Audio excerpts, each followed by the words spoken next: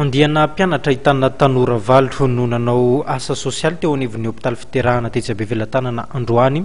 Izao etsika sosialy nataon'izy ireo izao moa dia tafiditra ao anatin'ny fampiarana arakasa izay tafiditra ao anatin'ny taranjana izy ireo.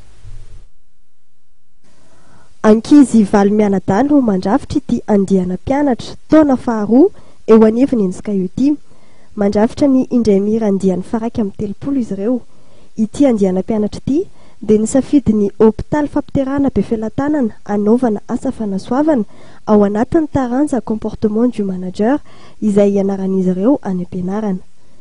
Fianaranay ilay izy matière antsoina hoe comportement du manager dia nasaina izany izahay mitady bénéficiaire anankiray anaovana asa sosily fitadiavana sponsor izany.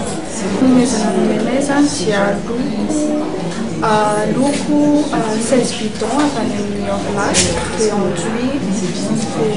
enduit 850 kg dia white spirit 15 litres dia eo koa ny fanafody izay avy any amin'ny médical international sy ireo fanomezana hafa avy any amin'ny fapimasy.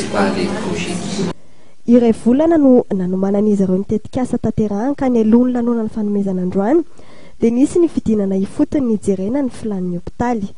Ny noty azon'ireo mpianatra amin'ity asa sosialy ity dia famenona amin'ny noty famaranana azon'izy ireo ny mari-pahaizana mitovy leta amin'ny bac+2.